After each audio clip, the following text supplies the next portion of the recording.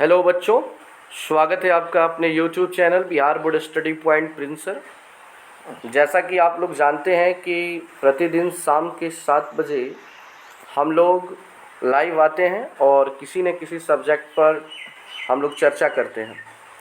तो आज का हमारा सब्जेक्ट है, क्लास 10th का सब्जेक्ट है ज्योग्राफी यानी कि भूगोल, और इसका हम पढ़ रहे हैं अभी इकाई 1। और आज हम लोग पढ़ने वाले हैं पार्ट 18 यानी कि 18वां भाग। इस चैप्टर का 18वां भाग पढ़ने वाले हैं और चैप्टर का नाम है भारत संसाधन एवं उपयोग, जिसका खंड ख चल रहा है जल संसाधन। यदि आप मेरे टेलीग्राम से, फेसबुक से, व्हाट्सएप से जुड़ना चाहते हैं और हर सब्जेक्ट का अगर PDF आप लेना चाहते हैं या किसी भी प्रकार का कोई क्वेश्चन पूछना चाहते हैं तो डिस्क्रिप्शन बॉक्स को खोलकर एक बार पूरे ध्यान से पढ़ें, ऊपर से नीचे तक एक बार ध्यान से पढ़ें। आपको बहुत सी कामयाब चीज़ मिलेगी यदि आप क्लास 7 से लेकर 12 तक के स्टूडेंट हैं तो। चलिए आगे क्लास को आज बढ़ाते हैं और आज का टॉपिक देखते हैं कि क्या है। जैसा कि हम पानी की समस्या पर बातें कर रहे हैं कि जल संसाधन हमारा ऐसा संसाधन है जिसके बिना जीवन की कल्पना करना क्या कहलाएगी। अगर हम ये सोचते हैं कि हम जी सकते हैं तो ये मूर्खता। और इसी सीरीज को आगे बढ़ाते हुए कि हमारे पास वो अवेलेबल है, जैसे कि हमारे घर में चावल है तो चावल है उतना चावल कि हमारा जीवन आराम से चल सकता है, तो कहेंगे कि हमारे घर में चावल उचित मात्रा में उपलब्ध है। लेकिन वहीं हमारे घर में अगर चावल ना हो तो उसे कहेंगे अनुपलब्धता, यानी अनुपलब्ध, मेरे पास नहीं है, अनअवेलेबल बोल देंगे इसे। तो जल की अनुपलब्धता जल संकट के रूप में जाना जाता है। अगर हमसे ये क्वेश्चन किया जाए कि आखिर ये जल संकट क्या है, तो हम कहेंगे कि पानी की कमी ही, हमारे पास पानी की कमी ही जल संकट कहलाती है। पृथ्वी पर विशाल जल सागर, विशाल जल सागर का अर्थ क्या होगा, यहाँ पे आप पिक्चर में देख सकते हैं। मतलब पानी का मेरे पास इतना भंडार है। मेरे पास का अर्थ क्या होगा, मतलब हमारे देश में पानी की कमी नहीं है। ये तो ऐसे ऐसे समुद्र भरे पड़े हैं होने एवं नवीकरणीय होने के बावजूद जल दुर्लभता एक जटिल समस्या है। यहाँ पे 3 वर्ड को समझिए कैसे तीनों एक दूसरे से कनेक्ट हैं। विशाल जल सागर यानी हमारे पास पानी बहुत अधिक है। पानी जो है वो नवीकरणीय है। नवीकरणीय का अर्थ क्या होगा, जो कभी समाप्त नहीं होगा। ये बिल्कुल 100% सही बात है कि पानी कभी समाप्त नहीं होगा। लेकिन फिर कहा जा रहा है कि ये जटिल समस्या है, मतलब कि पानी होना जटिल है। अब ये तो हाल हो गई कि पानी बीच मीन प्यासी और मोहे सुनी सुनी आवे हंसी, कि एक मछली है पानी के बीच में खड़ी है और वो प्यासी मर गई। तो ये सुनकर तो हंसी आएगा, लेकिन बात ये सही है, हमारे पास पानी है, ख़त्म भी नहीं होगा, लेकिन हमारी स्थिति ऐसे होने वाली है। और कहीं कहीं तो हो भी गई है, जैसे राजस्थान ऐसा जगह है कि वहाँ भी ये स्थिति हो गई है कि एक एक बूंद पानी के लिए ये लोग तरस रहे हैं। देख ले, लोटा थरिया लेके बैठे हुए हैं। तो हमारा भी भविष्य कुछ ऐसा ही है। जिस तरह हम पानी को बर्बाद कर रहे हैं तो हमारा भविष्य भी जटिल समस्या है। तो इसके पीछे रीज़न ये है कि हमारे पास जो पानी अवेलेबल है सबसे अधिक, वो पानी खारा है। ये पहले से मैं कहते आ रहा हूँ कि 95.5% महासागरीय जल है, समुद्र का जल है। जो खारा है, नमकीन है, उसे हम पीने के रूप में प्रयोग नहीं कर सकते हैं। और 2.5% यानी कि 2.5% जो पानी है वो पीने योग्य है। जितना पृथ्वी पर पानी है उसका 2.5% पानी ही है जो पीने के योग्य है, मृदु पेय है। लेकिन जनसंख्या जो है इतना ना ज़्यादा बढ़ रही है कि उस पानी का बंटवारा होते होते और पानी का दुरुपयोग इतना ना ज़्यादा हो रहा है कि हम शुद्ध पानी की तलाश में भटकना शुरू कर दिए हैं। और सबसे खतरनाक जो समय, जो ऐसा सीन कभी आएगा, ये जल्द ही हमारे सामने आने वाला है। तो इसलिए यहाँ पे कहा गया है कि विशाल जल सागर है, बहुत सारा पानी है, नवीकरणीय है, फिर भी हमारे सामने यह एक जटिल समस्या है, एक बहुत ही बड़ी समस्या है।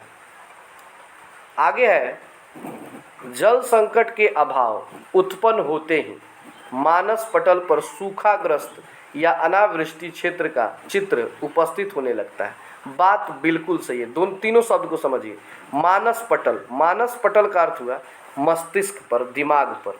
यानी जब बात किया जाए, अभी आपके टाइम पर, अभी के टाइम में जो आप क्लास कर रहे हैं ना, आपके दिमाग में इस समय सुखाड़ का सीन आ गया होगा।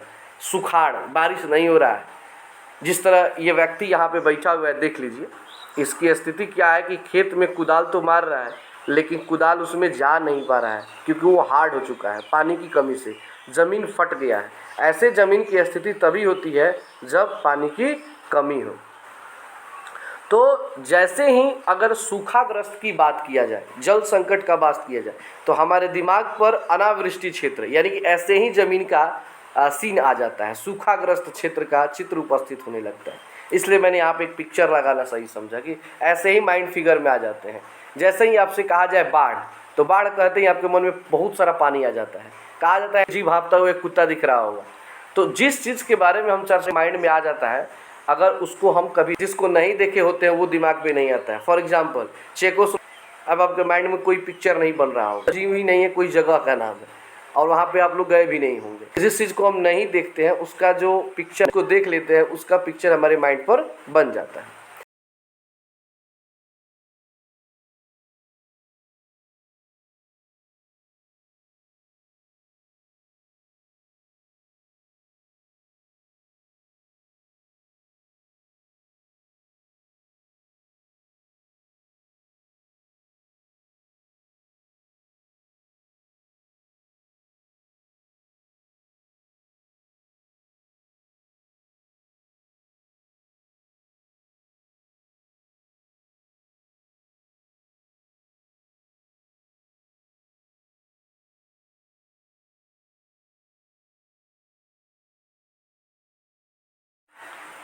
चलिए अब आगे बढ़ते हैं। और मौसमी परिवर्तन के कारण जल संसाधन की उपलब्धता के समय और स्थान की विभिन्नता से इनकार नहीं कर सकते।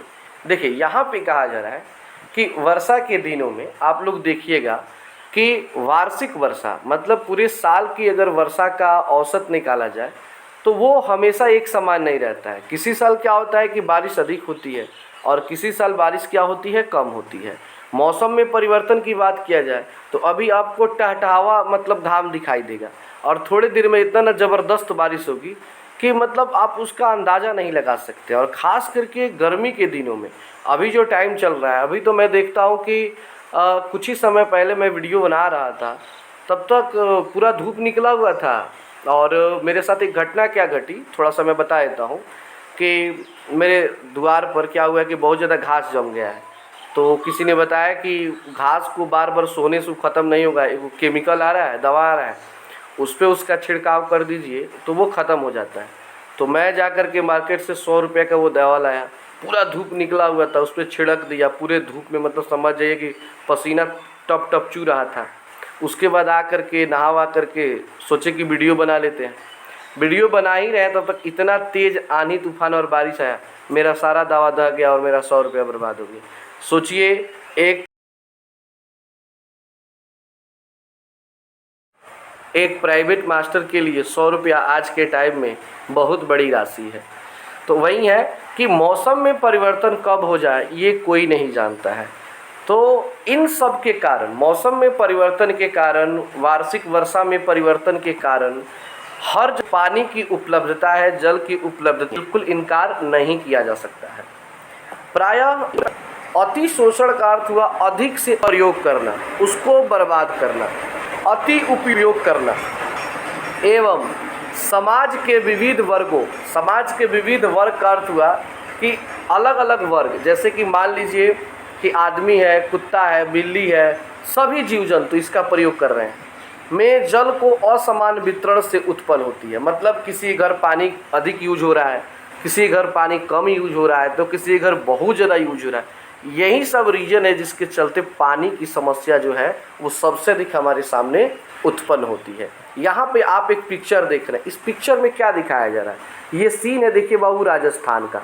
वहाँ पे अभी क्या स्थिति है ना कि वहाँ के लोगों को देख लीजिए, ये गड्ढा खोद खोद कर लोग वहाँ पर पानी को इकट्ठा करते हैं और उस पानी को रिफाइन करके, इस पानी को रिफाइन करके तब इसको अपने दैनिक जीवन में यूज़ करते हैं। सोचिए कितना ये पानी का बचाव कर रहे हैं, लेकिन ये लोग भी, इनके पूर्वज जो होंगे, वो पानी को बहुत अधिक बर्बाद किए होंगे। वे कभी सोचे ही नहीं होंगे कि एक समय ऐसा आएगा कि यहाँ पर पानी की इतनी कमी होगी। राजस्थान में बालू ही बालू है, लेकिन आपको पता है कि बालू ही बालू होता कहाँ पर है? तो बालू वहीं पर होता है जहाँ पर नदी या समुद्र हो। बिना पानी का बालू होता ही नहीं है। तो वो कभी ना कभी वहाँ पे बहुत बड़ी नदी या समुद्र होगी, लेकिन लोगों ने उसका इतना गलत तरीके से यूज किया कि वो नदी सूख गई, वो समुद्र समाप्त हो गया और बच गया केवल बालू। और वहाँ पर आज लोग पानी के लिए इस स्तर तक मेहनत कर रहे हैं कि बस पानी किसी तरह पीने को और अपना जीवन चलाने को मिल जाए। इसलिए मैं आप लोगों से आग्रह करूँगा कि मत देखिए कि कौन पानी कितना बर्बाद करता है, कौन नहीं करता है। ये नहीं सोचना है कि वो कर रहा है तो मैं भी करूँगा, ऐसा कुछ नहीं। अगर कोई कर रहा है तो ठीक है, अगर आप रोक नहीं सकते हो तो कम से कम आप जो बर्बाद करते हो उसको तो रोक सकते हो ना। वो तो आपके हक में है ना, उसको तो कोई कंट्रोल नहीं कर रहा है। लेकिन हम लोग क्या करते हैं, देखा देखी करते हैं कि फलानवा ससुरा 5 बाल्टी नहाया है तो हम कहे चुट्टा है, हम तो चुट्टा आदमी हैं, 10 बाल्टी से नहाएंगे। तो चुट्टा ही नहीं करना है, पानी को बचाना है, क्योंकि सेव वाटर तभी सेव अर्थ होगा। पानी बचाइएगा तो धरती बचेगी, आपका अगला पीढ़ी बचेगा। नहीं तो पानी ही नहीं रहेगा तो कुछ भी बचने वाला नहीं है। आगे देखते हैं। आप जानते हैं कि किसी क्षेत्र में मौजूद वहाँ जल दुर्लभता व्याप्त हो जाती है। मतलब ऐसे बहुत सारे जगह हैं जहाँ पे प्रचुर जल उपलब्ध है। प्रचुर जल उपलब्ध होने का अर्थ हुआ कि मतलब पानी की मात्रा बहुत अधिक है। ऐसा नहीं कि वहाँ पे पानी की कमी है, लेकिन फिर भी वहाँ पे लोग पानी के लिए तरसते हैं। मतलब कि पानी है बट पानी का यूज नहीं हो पा रहा है सही से। हमारे कई शहर इसके उदाहरण हैं। बढ़ती जनसंख्या, उनकी मांग तथा जल के असमान वितरण भी जल दुर्लभता का परिणाम है। अगर यहाँ पे एक प्रश्न आपसे किया जाए कि जल दुर्लभता का परिणाम क्या हो सकता है आज के टाइम में, तो आप कहेंगे सबसे पहले कारण है बढ़ती जनसंख्या। जो ये दिन दुगुनी रात चौगुनी जो जनसंख्या बढ़ रही है कंटिन्यू, भदर मतलब कि हर राज्य हर जगह पे समान बारिश नहीं होती है। अति शोषण कर सिंचित भूमि में भी अभिवृद्धि की जा रही है। बात को थोड़ा समझिएगा। जल अधिक्य, यहाँ पे एक शब्द है जल अधिक्य। जल अधिक्य का अर्थ हुआ अधिक से अधिक जल का होना। तो अधिक से अधिक जल के होने से एक चीज़ हो गई, घर में घरेलू कार्य बढ़ गया। मतलब ज़्यादा से ज़्यादा लोग अब घर में पानी से ही अपना काम कर रहे हैं। अब इसका बहुत सारा एग्जाम्पल मैं अभी दूंगा। बल्कि अधिक अनाज उत्पादन हेतु जल संसाधन का अधिक शोषण कर, यानी कि ज़्यादा से ज़्यादा जल यानी पानी के पटौनी करके लोग खेत में फसल को उगाने के लिए अनाधुन सिंचाई कर रहे हैं, जिससे शुष्क ऋतु में कृषि किया जा सके। शुष्क ऋतु मतलब वहीं गर्मी के मौसम में खेती किया जा सके। अब बात यहाँ पे हो रहा है कि घरेलू उपयोग में पानी, देखिए पानी का गलत यूज कैसे हो रहा है। यहाँ पे आप पिक्चरों में देख सकते हैं कि यहाँ पे ये पटौनी, ये लड़का पटौनी कर रहा है। यहाँ पे नल जो है चालू हो गया है। यहाँ पे पौधों में पानी दिया जा रहा है। यहाँ पे ये कूलर चल रहा है, झरना से लोग नहा रहे हैं, फूलों में पानी दिया जा रहा है। ये सब देखिए पहले बहुत कम होता, झरना कूलर ये सब कहाँ होता था। लोग अनाधुन नहाने पर नहा रहे हैं। साबुन देखो कितना पोत लिया है, टब में नहा रहा है लग रहा है। उसी तरह ब्रश धोने में, ऐसे बहुत सारे यूज हैं जहाँ पर पानी का यूज आप देखेंगे और लोग उसको गलत तरीके से यूज करते हैं। यूज करना है पानी का, लेकिन उसको बचा कर करना है कि कितना करना है। लेकिन हम बेतहाशा यूज करते हैं और पानी को बर्बाद करते हैं। हमारे मन में क्या होता है, यही शब्द होता है जल अधिक्य, कि हमारे पास जल की कमी नहीं है, हम जितना चाहें उसको बर्बाद कर सकते हैं। लेकिन ये हमारी गलत सोच है, ऐसी हमारी सोच नहीं होनी चाहिए। आगे बढ़ते हैं। अक्सर देखा जाता है कि किसान खेतों पर अपने निजी कुएं और नलकूप के द्वारा भूमि सिंचित कर कृषि उत्पादन को बढ़ा रहे हैं। सही बात है। देखिए अभी तो कुआं से लोग उतना खेती नहीं कर रहा है, पटौनी। कुआं समझते हैं ना, ये कुआं है जिसको भोजपुरी में इनार कहा जाता है। तो अभी के टाइम में तो इससे लोग मतलब खेती नहीं कर रहे हैं, इससे पटौनी नहीं हो रहा है। लेकिन अभी भी ये जो आप नलकूप देख रहे हैं, जिसको ट्यूबवेल भी कहा जाता है, ये आपने अपने गाँव में कहीं कहीं देखा होगा, सरकारी ट्यूबवेल लगा होता है।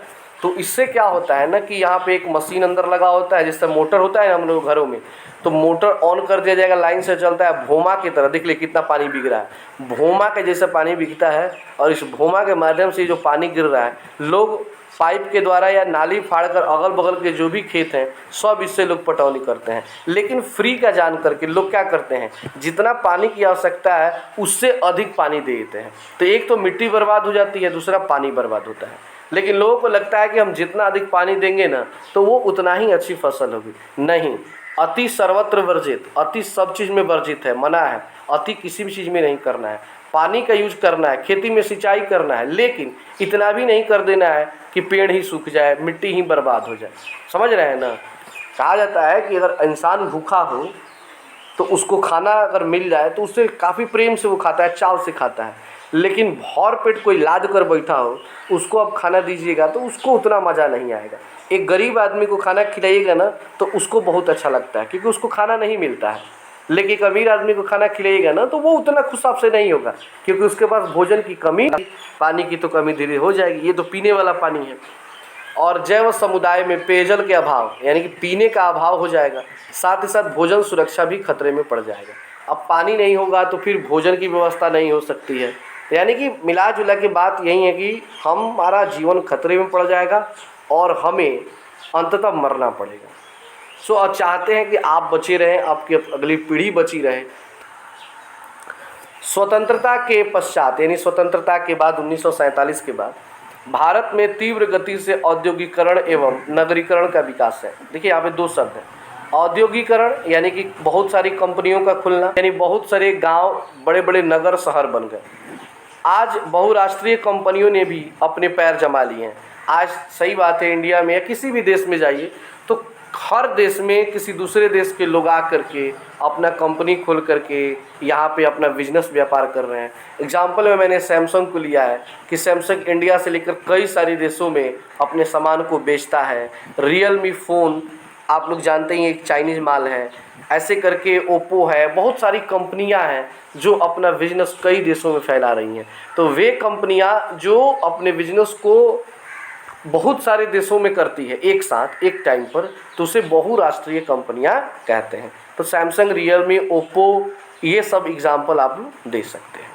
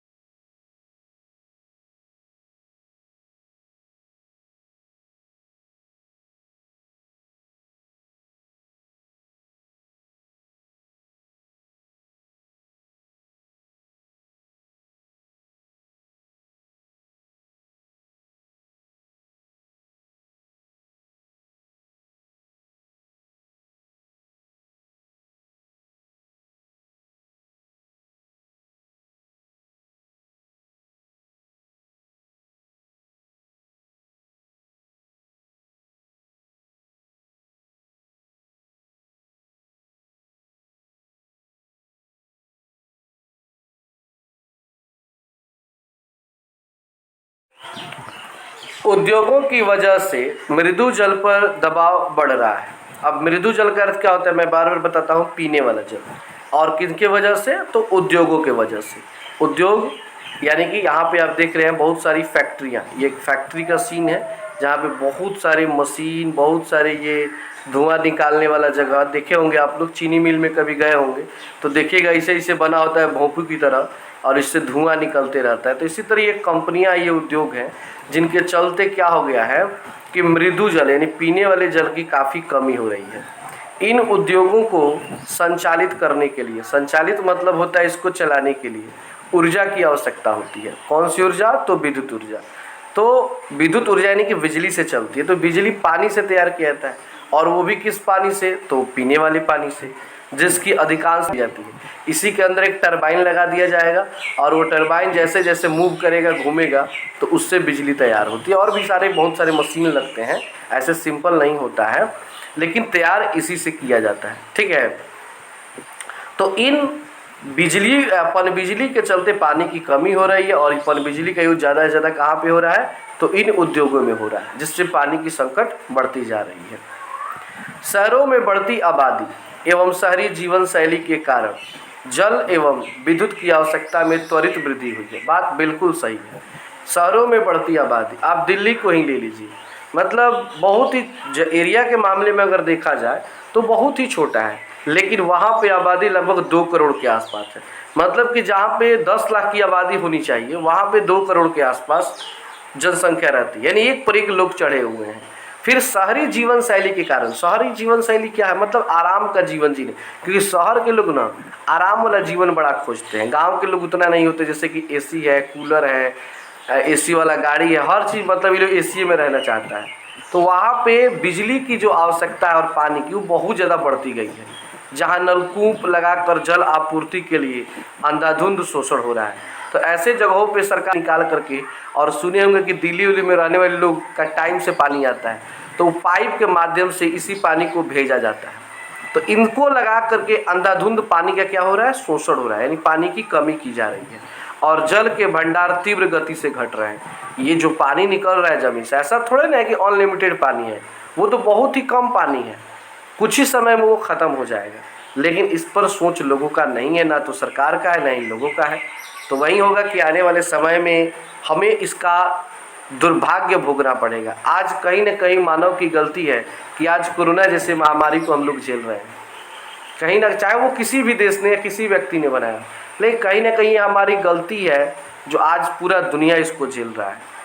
तो इसलिए आने वाले समय में पानी की कमी को आप न झेलें, इसलिए पानी को बचाएं, बेवजह खर्च न करें।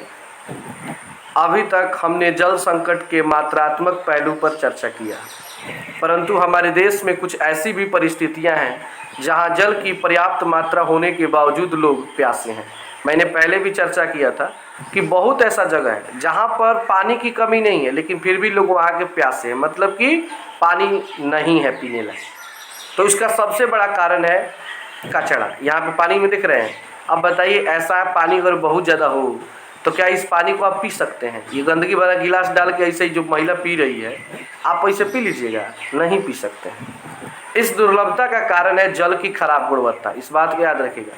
अगर पानी है और पानी को पीने के रूप में यूज नहीं हो पा रहा है, लोग प्यासे मर रहे हैं, तो इसका सबसे बड़ा कारण है कि पानी की जो क्वालिटी वो खराब हो चुकी है। यह किसी भी राज्य या देश के लिए चिंतनीय विषय है। चाहे कोई राज्य हो, चाहे बिहार हो, चाहे कोई राज्य या कोई भी देश हो, सबके लिए ये चिंता का विषय है। ये नहीं होना चाहिए था। नहीं तो ऐसे पानी पिएंगे हम जिस तरह ये पी रही हैं, घटाघट पी रही हैं, आपको पता है कितना जल्दी बीमारी पकड़ लेगा। अगर जीना होगा 50 साल तो हम लोग 20 साल में लटक जाएंगे, टेम बोल जाएंगे। तो पानी की मात्रा बहुत जगह है, लेकिन उसकी होने के चलते वो पीने के घरेलू एवं औद्योगिक अवशिष्टों, अवशिष्ट मतलब होता है जो कचरा वचड़ा घर में नहीं होता है, तो जैसे कि छिलका उलका बहारन, रसायन यानी केमिकल, कीटनाशक यानी कीट को नाश करने वाली दवाइयाँ, और कृषि में प्रयुक्त होने वाले उर्वरक यानी खाद, जल में मिल जाने से जल की गुणवत्ता बुरी तरह प्रभावित हुई है। मैंने कुछ देर पहले एक एग्जाम्पल दिया था कि मैंने एक दवा केमिकल छीटा था। सही बात है, मैंने सोचा था कि घास जल जाएगा, काम खत्म हो जाएगा, लेकिन बारिश हो गई और उस बारिश में वो केमिकल भी मिल जाएगा, तो पानी को दूषित मैंने भी कर दिया। तो यही तो हम लोगों की गलती है कि आगे आने समय में हम लोग भोगेंगे, जो मानव के लिए अति नुकसानदेह है। किसके लिए सबसे ज़्यादा नुकसानदेह है? तो मनुष्य के लिए सबसे ज़्यादा नुकसानदेह है। आगे है बिहार एवं पश्चिम बंगाल के कुछ भागों में, यानी हमारा राज्य और हमारा पड़ोसी राज्य पश्चिम बंगाल, जहाँ पे हाल फिलहाल चुनाव हुआ और वहाँ पे दीदी यानी ममता बनर्जी मुख्यमंत्री फिर से बन गई। जल के अति दोहन से सखिया एवं राजस्थान एवं महाराष्ट्र में इससे फ्लोराइड के संकेंद्रण में वृद्धि हुई है। अच्छा समझिएगा, इस सखिया और फ्लोराइड के नीचे पिक्चर दिख रहे हैं। जैसे कि अगर गंदा पानी पीजिएगा ना तो बिहार में खास करके फैला हुआ है ये बीमारी, मसूड़वा जो है लाल हो जाएगा। भाई देखिए कितना गंदा दिख रहा है, लग रहा है उल्टी हो जाएगा, ऐसे हो जाएगा। अगर गंदा पानी पीजिए पूरा लाल हो जाएगा, लगेगा कि इसमें क्या हो गया, और धीरे धीरे दांतवा सड़ने लगेगा, गिरने लगेगा। और फ्लोराइड भी उसी टाइप का, लाल तो नहीं होगा लेकिन पूरा दांतवा सड़ सड़ के गिर जाएगा। तो ये किसके कारण हो रहा है, तो ये पानी की गुणवत्ता खराब होने के कारण ये दो बीमारी फैल रही है, सखिया और फ्लोराइड। तो सखिया है पश्चिम बंगाल और बिहार में, और राजस्थान महाराष्ट्र में कौन फैल रहा है, फ्लोराइड फैल रहा है। तो अच्छा फोटो लग रहा है तो स्क्रीनशॉट ले लीजिए।